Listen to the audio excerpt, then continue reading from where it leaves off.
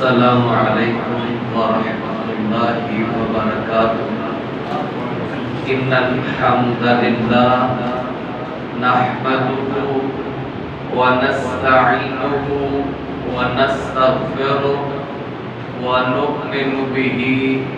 ونتوکل علیہ ونعوذ باللہ من شرور انفسنا ومن سیئات اعمالنا من يهده الله فلا مضل له ومن يضلل فلا هادي له واشهد ان لا اله الا الله واشهد ان محمدا عبده ورسوله اللهم صل على محمد وعلى آل محمد كما صليت على إبراهيم وعلى آل إبراهيم إنك حميد مجيد اللهم بارك على محمد وعلى آل محمد كما باركت على إبراهيم وعلى آل إبراهيم إنك حميد مجيد أما بعد فإن خير أحسن الحديث كتاب الله وخير الهدي هدي محمد صلى الله عليه وسلم وشر الأمور محدثاتها وكل محدثة بدعة وكل بدعة ضلالة وكل ضلالة في النار أعوذ بالله السميع العليم من الشيطان الرجيم إن أول بيت وضع للناس للذي ببكة مباركا وهدى للعالمين فيه آيات بينات مقام إبراهيم ومن دخله كان آمنا ولله على الناس حج البيت من استطاع إليه سبيلا ومن كفر فإن الله غني عن العالمين رب اشرح لي صدري ويسر لي أمري واحلل عقدة من لساني يفقهوا قولي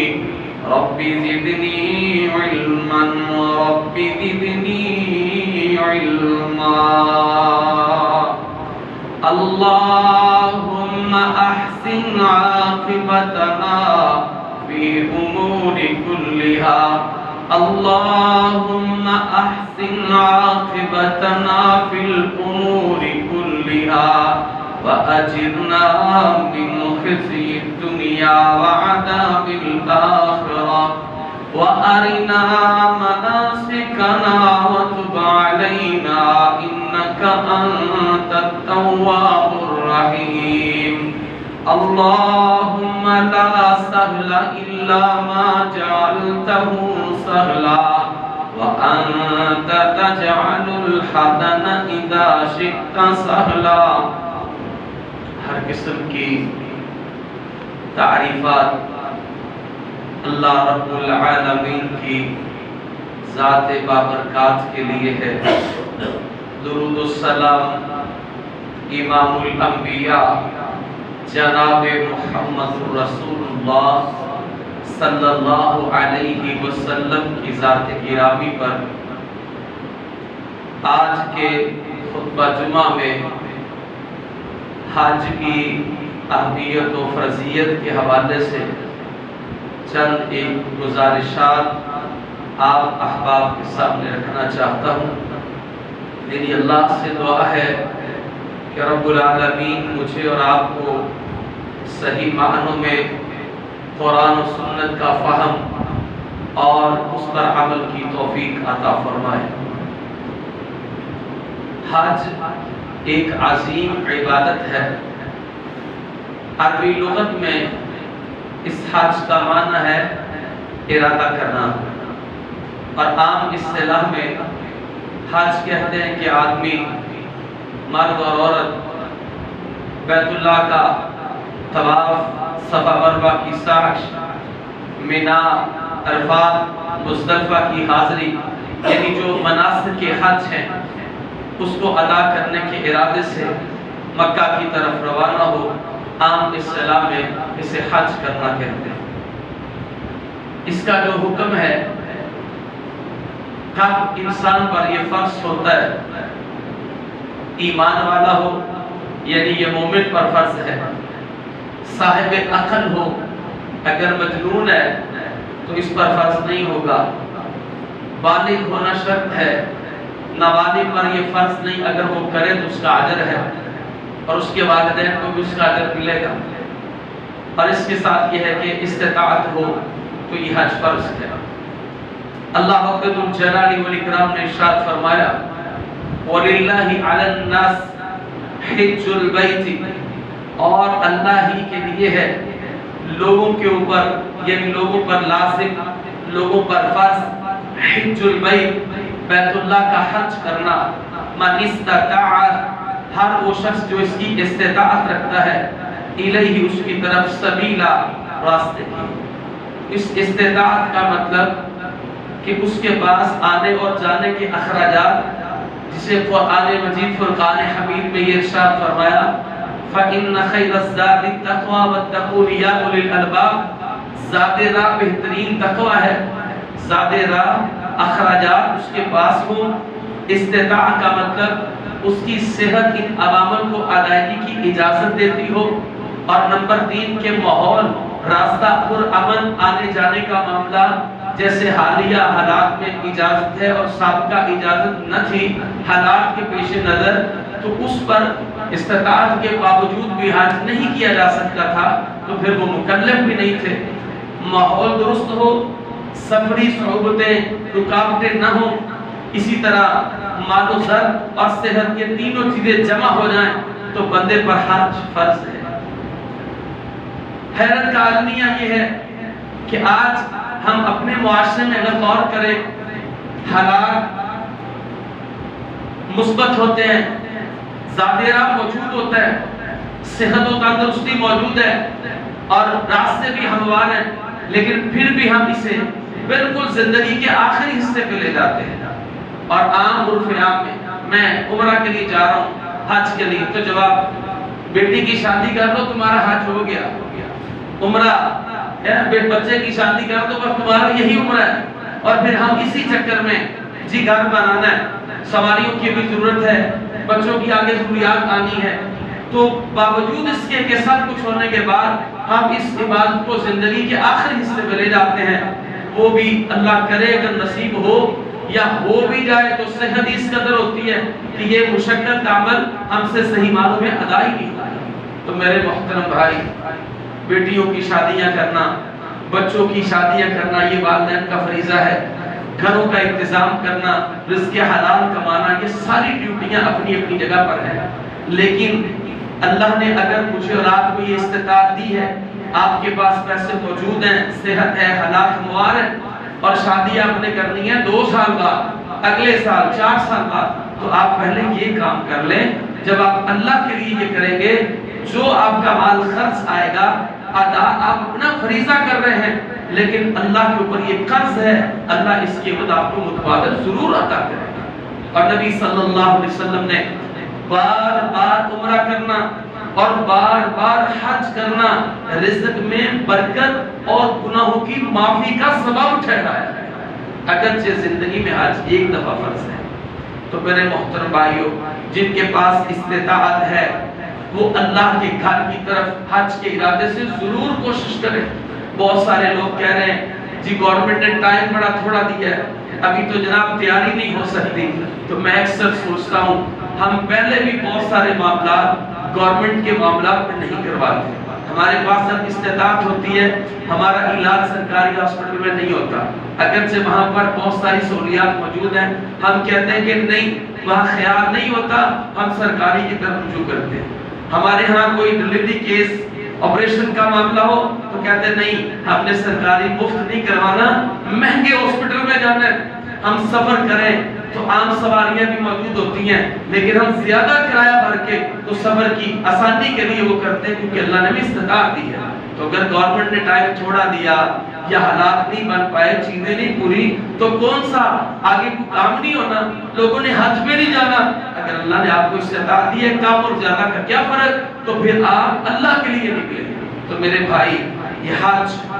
مسلمان پر فرض ہے۔ نبی صلی اللہ علیہ وسلم نے فرمایا کہ اسلام کی بنیاد 5 چیزوں پر ہے۔ بنی الاسلام علی 5 شہادت ان لا الہ الا اللہ، سب سے پہلی اللہ اس کے رسول پر ایمان، اقامت الصلاۃ نماز قائم کرنا، زکوٰۃ ادا کرنا اگر آپ صاحب نصاب ہیں، رمضان مل جائے اس کے روزے رکھنا، اور والحج زندگی میں ایک بار حج ضرور کرنا، یہ فرض ہے۔ جب نبی صلی اللہ علیہ وسلم نے حج کی فرضیت کا اعلان کیا، نبی علیہ السلام مدینہ منورہ تشریف لائے، 9 سال گزر گئے تھے مدینہ کے، 9 ہجری کے اندر اللہ نے حج کو فرض قرار دے دیا۔ آپ نے اعلان فرمایا تم پر حج فرض ہے۔ صحابی کہتا ہے اللہ کے رسول ہر سال؟ آپ خاموش رہے۔ میں حج فرض ہے، کہا اللہ کے رسول ہر سال؟ پر میں حج فرض ہے، پوچھتا اللہ کے رسول ہر سال؟ آپ نے فرمایا جتنا کہا گیا ہے اتنا قبول کرو، اگر میں یہ کہہ دیتا کہ ہاں ہر سال فرض ہے تو پھر تم مشقت میں پڑ جاتے، ہمیں تو زندگی میں کرنا مشکل ہوا پڑا ہے، اور اگر یہ ہر سال ہو جاتا تو باہر اللہ کے حکم میں حکمت ہے، حکمت بڑے فیصلے ہیں۔ تو یہ حج کرنا ہماری اسلام کی بنیاد میں شامل ہے، لیکن اس بنیاد کو اس قدر کمزور کر دینا کہ یا تو زندگی میں موقع ہی نہ ملنا۔ کتنے ایسے لوگ جن کو ہم جانتے ہیں اپنی زندگی میں استطاعت کے باوجود حج کیے دنیا سے چلے گئے، حج کیے بغیر، کیوں؟ کیونکہ وہ نمبر اس کا آخر پہ تھا۔ اور کتنے ایسے ہم پاکستان اور انڈیا بر صغیر سے جانے والے جو حج پہ تو چلے جاتے ہیں، لیکن وہاں جا کے جو پورے حالات ہوتے ہیں ان کے، وہ اس طرح محسوس ہوتا ہے کہ جیسے آخری سانسیں تھی، کہا یہاں تو جان نہیں چھوٹتی، چلو ادھر بھیج دو شاید کوئی، اس طرح محسوس ہوتا ہے اس اوقات۔ تو میرے محترم بھائی اس فریضے کو اپنی زندگی کا اہم ترین فریضہ سمجھیں۔ جیسے نماز کا وقت ہو جائے تو ایمان والا بندہ نمازی آدمی یہ سوچتا ہے کہ نماز پڑھنی ہے اور کوئی کام نہیں، روزے آ جائیں، رمضان کا اہتمام کرتا ہے، حج کا مہینہ آ جائے اسی طرح اس کو حج کی بھی فکر ہونی چاہیے۔ منظوری تو اللہ کی طرف سے ہے،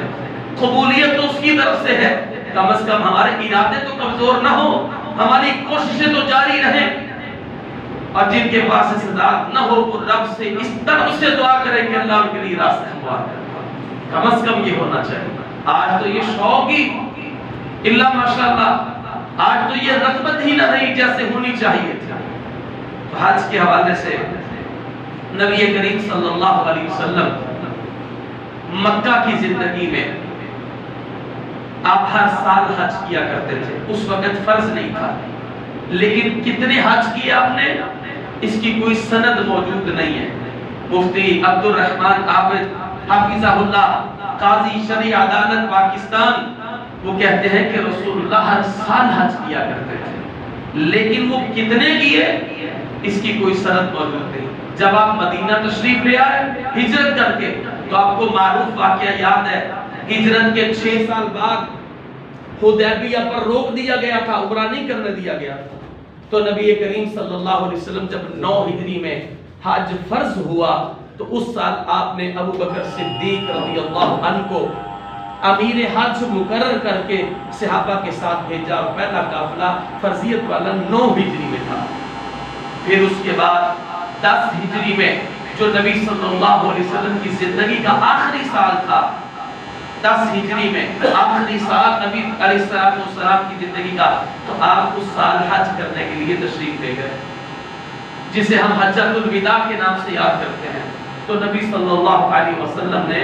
اپنی حیات مبارکہ میں فرض حج ایک ادا کیا، اس کے بعد اللہ نے موقع نہیں دیا۔ اور عمرہ کے حوالے سے نبی صلی اللہ علیہ وسلم 4 عمرے کیے نبی علیہ السلام نے مدینہ منورہ آنے کے بعد۔ مکی زندگی کا سند موجود نہیں ہے، اس وقت تو وہ رہتے ہی ادھر تھے، جیسے ہر سال حج کیا، عمرے بھی اسی طرح کثرت سے ہیں۔ لیکن جب آپ مدینہ تشریف لائے تو سب سے پہلا عمرہ حدیبیہ، جب آپ عمرے کی غرض سے نکلے تھے لیکن آپ کو روک دیا گیا تھا، پھر اس کے عوض آپ نے عمرۃ القضاء، جو فیصلہ لکھا گیا تھا کہ آپ اس سال عمرہ نہیں کریں گے بلکہ اس فیصلے کے مطابق آپ آئندہ سال عمرہ کریں گے۔ پھر جنگ حنین سے واپسی پر نبی کریم صلی اللہ علیہ وسلم نے جعرانہ نامی جو مکہ اور طائف کے درمیان میقات ہے، وہاں سے آپ نے احرام باندھ کے تو نبی علیہ السلام نے عمرہ کیا تھا۔ اور اسی طرح آپ نے جو عمرہ مع الحج، جس سال آپ نے حج کیا اس کے ساتھ جو آپ نے عمرہ کیا تھا، تو یہ نبی علیہ السلام کا عمل ہے۔ اور صحابہ کرام رضوان اللہ علیہم اجمعین، اللہ کے نبی صلی اللہ علیہ وسلم کے صحابہ جس سال حج فرض ہوا، جیسے میں گزارش کر چکا ہوں 9 ہجری میں، تو اس سال حضرت ابوبکر صدیق رضی اللہ عنہ کی معیت میں وہ قافلہ گیا جو صحابہ کرام صحابیات حج کی غرض سے مکہ المکرمہ آئے تھے۔ اس حج کے حوالے سے اگر آپ تاریخ کے اوراق پلٹتے ہیں تو آپ کو لوگوں میں ذوق اور شوق نظر آئے گا، جو کہ آج ہمارے ہاں آپ کو کم ملتا ہے۔ اور آج کے جمعے میں یہ موضوع بیان کرنے کا مقصد بھی یہ ہے کہ جن کے دلوں کے اندر ذوق ہے، شوق ہے، وہ اور دوبارہ ہو جائے، اور جو سستی اور کاہلی کا شکار ہیں، بالخصوص نوجوان جو کہتے ہیں نہیں فلاں کام کر لیں، فلاں کر لیں، یا وہ صاحب حیثیت حضرات، تو وہ اپنے سستی اور کاہلی کو دور کر لیں۔ میرے محترم بھائیوں، آپ اگر غور کرتے ہیں تو محدثین کے اندر یہ بہت بڑا شوق پایا گیا ہے۔ حضرت ایوب سختیانی رحمت اللہ علیہ، آپ ان کے بارے میں پڑھتے ہیں، محدث ہے، 40 مرتبہ اپنی زندگی میں انہوں نے حج کیا ہے، 40 مرتبہ۔ ایک اور محدث ہیں، اگر آپ ان کی زندگی کا مطالعہ کرتے ہیں، 45 مرتبہ حج کیا ہے۔ اور ایک سفیان بن عیینہ رحمت اللہ علیہ، 91 سال عمر پائی، 91 سال۔ پہلا حج زندگی کے اندر 11 سال کی عمر میں کیا، سفیان بن عیینہ رحمت اللہ علیہ۔ جب 11 سال کی عمر میں حج کرنے گئے تو اللہ سے دعا کرتے ہیں بیت اللہ میں، اللہم لا تجعلہ آخر العہد منک، اے اللہ میرا یہ حج کرنا زندگی میں آخری نہ ہو، اس دفعہ جو میں آیا ہوں یہ میری حاضری آخری نہ ہو، بلکہ اللہ مجھے اس کام کے لیے ہر سال استطاعت دینا۔ پھر اس کے بعد 80 سال زندہ رہے اور ہر سال حج کیا، اور جب حج کرنے آتے اللہ سے یہی دعا کرتے، اللہم لا تجعل آخر العہد منک۔ تو شاگرد بیان کرتا ہے کہ استاد حضرت سفیان بن عیینہ رحمت اللہ علیہ کہتے ہیں کہ جب میں 80 مرتبہ آخری دفعہ جب میں حج کرنے گیا تو میں نا بیت اللہ میں یہ دعا کرنے لگا کہ اے اللہ میرے اس چکر کو آخری چکر نہ بنانا، تو مجھے شرم آ گئی کہ سفیان 11 سال سے لے کر 91 سال کی عمر تک 80 مرتبہ رب سے حاضری لے لی ہے، اب دعا کرتے شرم آ گئی۔ تو شاگرد کہتا ہے پھر اسی سال حضرت سفیان بن عیینہ وفات پا گئے۔ یہ تھا مزاج قرون اولیٰ کے بہترین لوگوں کا حج کے حوالے سے۔ اور پھر ایک واقعہ حج کے حوالے سے، سبحان اللہ، یمن سے نکلا ایک آدمی، یمن سے بیت اللہ میں پہنچا، اپنی والدہ کو کندھوں پہ بٹھایا اور کندھوں پر سوار کر کے طواف کر رہا تھا، اور عربی میں شعر پڑھ رہا تھا، इन्नी लहा बईरुहा मुज़ल्लल इन्नी उज़इरत रकाबुहा लम उज़अर। तवाफ कर रहा है, वालदा को कंधों पे बिठाया है, क्या खूबसूरत कोयल जैसी आवाज और हिंदी जैसी फुर्तीली चाल, और तवाफ करता हुआ कह रहा है कि मैं तो अपने माँ के लिए एक ताबेदार ऊंट की तरह हूं, और आज मेरी माँ की सवारियां तो थक सकती हैं लेकिन मैं नहीं थक सकता। इस असना में तवाफ करते हुए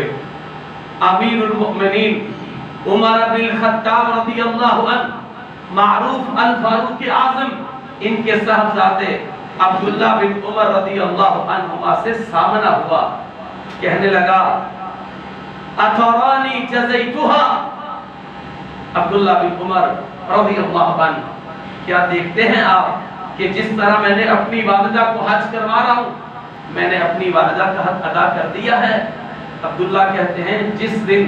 तेरी माँ ने तुझे जन्म दिया था उस एक दिन की तकलीफ का भी बदला तो नहीं दे सका।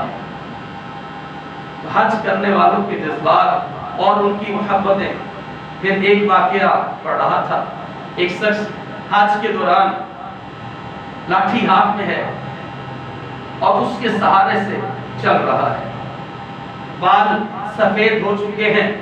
बुजुर्गी गालिब है, लाकर जिस्म कमजोर। तो हज पे आने वाले लोगों में से एक को पूछता, भाई कहां से आए हो?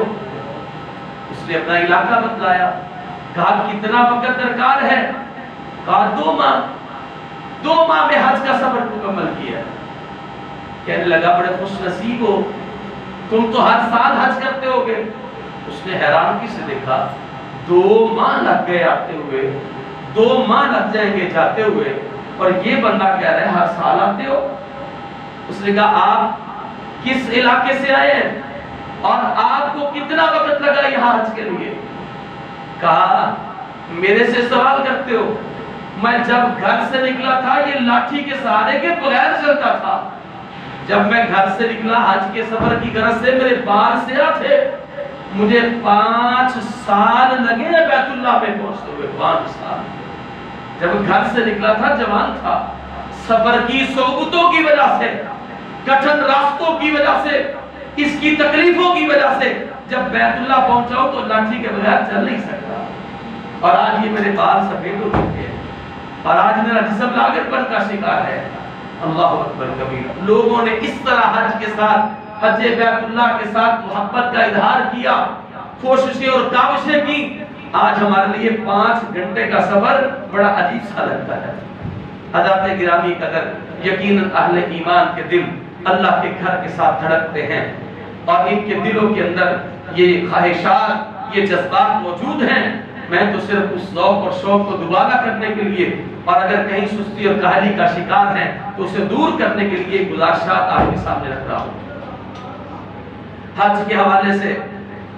बेशुमार ऐसे वाक़ियात मिलते हैं कि जिनको अगर आप गौर करते हैं तो इंसान सोचता है कि वाक़ियतन यार बड़े बड़े लोगों ने मोहब्बत की है। अब्दुल मन्नान रासिक साहिब हाफिज़हुल्लाह कहते हैं 2011 में हज के दौरानी में था, बैतुल्लाह का तवाफ कर रहा था और एक बूढ़ी खातून व्हील चेयर पर बैठी हुई थी। माजूर बुढ़िया खातून व्हील चेयर पर बैठी बैतुल्लाह को मुखातिब है और वो क्या कह रही है अपनी जुबान से, ऐ मेरे अल्लाह, मैंने अपनी जिंदगी के अंदर हज के लिए कोशिश की, अल्लाह तेरे घर की हाजिरी के लिए कोशिश की और मुझे 29 साल लग गए तेरे घर पहुंचते हुए। बात समझिएगा, बिजली नहीं है वो तो नहीं है, आप तो परेशानी छोड़ दें, मेरी बात की तरफ तवज्जो रखें। आवाज आती हो तो वैसे ही बंदे को गर्मी नहीं लगती अगर आप महसूस ना करें, और अगर आप महसूस करेंगे तो फिर तो लगेगी। अगर आप मेरी बात की तरफ तवज्जो देंगे तो इंशाल्लाह आपको इसका बड़ा फायदा होगा। हाफिज अब्दुल मन्नान रासिक साहब कहते हैं, खातून बैतुल्लाह के अंदर काबतुल्लाह को मुखातिब करके अल्लाह से दुआ क्या कर रही है, मेरे अल्लाह तेरे घर आना चाहती थी, 29 साल लग गए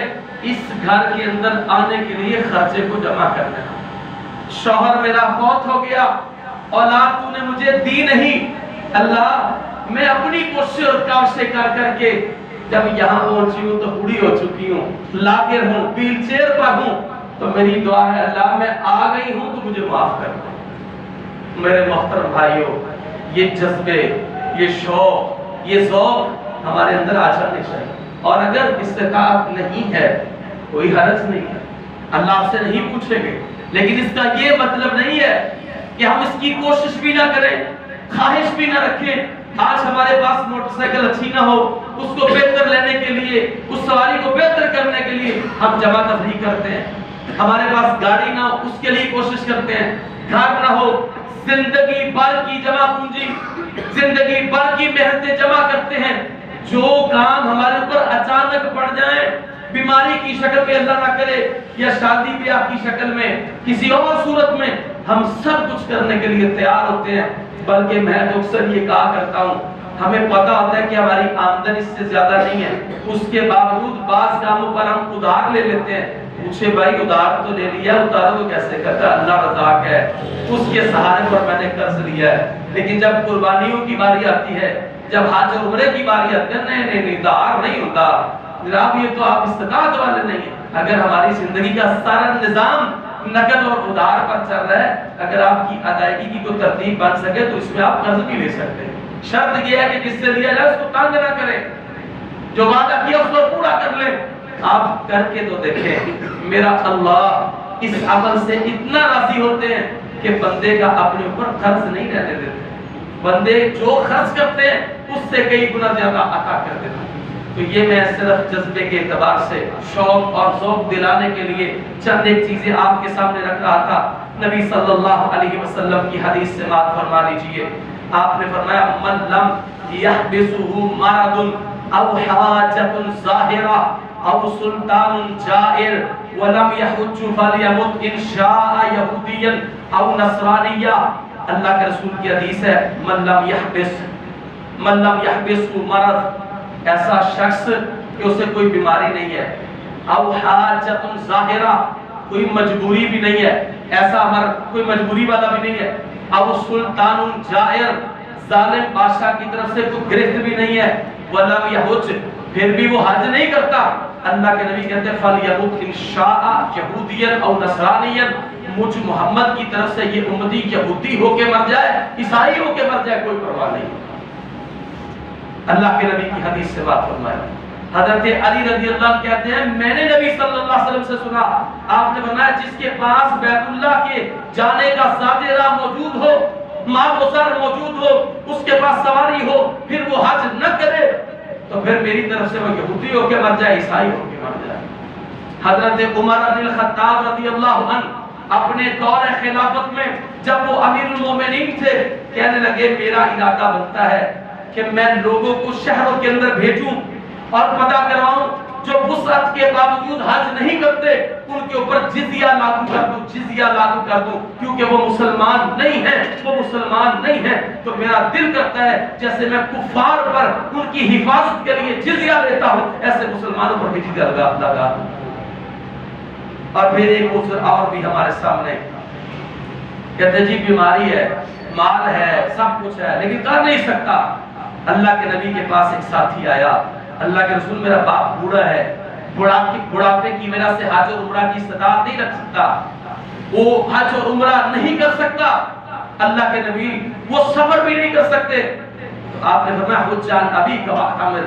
اپنے باپ کی طرف سے عمرہ بھی کرو، حج بھی کرو۔ اور یاد رکھیے ہم نے سمجھا کہ حج فرض ہے، عمرہ بھی فرض ہے۔ بعض علماء کہتے ہیں یہ واجب ہے، کیونکہ قرآن میں الفاظ ہے فَأَتِمُّوا، اور تم پورا کرو، یہ اتمو امر ہے، حکمن کہا گیا وَأَتِمُّوا الْحَجَّ وَالْعُمْرَةَ لِلَّهِ، اللہ کے لیے حج اور عمرہ کو مکمل کرو، پورا کرو اسے۔ تو 7 محدثین نے اس حدیث کو بیان کیا ہے، حج عن ابیک واعتمر والی کہ اپنے باپ کی طرف سے حج اور عمرہ کریں۔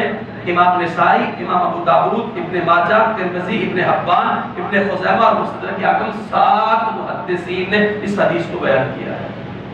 تو میرے بھائی ہمیں چاہیے کہ ہم اس فریضے کی اہمیت کو سمجھیں۔ نبی کریم صلی اللہ علیہ وسلم نے فرمایا، حدیث قدسی ہے، ان عبدا صححت له جسمہ، اللہ کے نبی صلی اللہ علیہ وسلم فرماتے ہیں اللہ نے کہا ہے ان عبدا صححت له جسمہ، بے شک میرا بندہ کہ میں نے اسے صحیح جسم دیا ہے، صحت مند ہے، ووسعت علیہ فی المعیشہ، اور میں نے اس کی معیشت کو وسیع کیا ہے، مال و زر ہے، تمضی علیہ خمسۃ اعوام لا یفد الی لمحروم، تمضی علیہ خمسہ، پھر وہ 5 سال گزار دیتا ہے، وہ ساتھ بھی ہے، صحت بھی ہے، اور 5 سال گزار دیتا ہے، اور پھر بھی وہ حج کے لیے سفر نہیں کرتا، لمحروم، میرے محمد پیارے نبی صلی اللہ علیہ وسلم ان سے کہہ دو یہ دنیا میں اگر کسی نے محروم اور خالی بندہ دیکھنا ہے تو یہ وہی ہے۔ ان احادیث کی تطبیق اگر آپ کریں، حج فرض ہے، آپ کے پاس وسعت ہے، صحت ہے، چلو اگلے سال کر لیں گے، اچھا اس سے اگلے سال کر لیں گے، نہیں یہ کام ہے اس سے اگلے سال کر لیں گے، اچھا اس دفعہ یہ اس سے اگلے سال، بس یہ رخصت ختم ہو گئی۔ حدیث کے الفاظ کیا ہیں؟ تمضی علیہ خمسۃ اعوام لا یفد الی،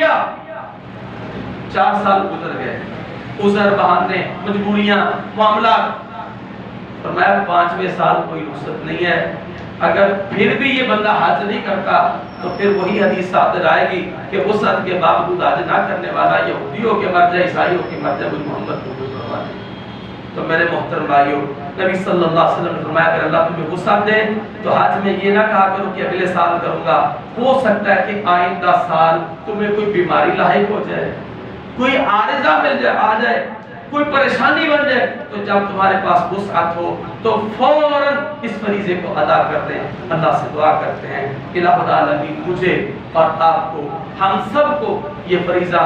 اپنی صحت مندانہ زندگی میں، اپنی جوانیوں میں، اپنی صحیح جب ہم محنت کرنے والے ہو اس زندگی میں ہمیں یہ ہم پر استطاعت والا معاملہ پورا کرتے ہیں، کیونکہ یہ اللہ کی طرف سے صحت، راستے کی ہموارگی، ذات راہ،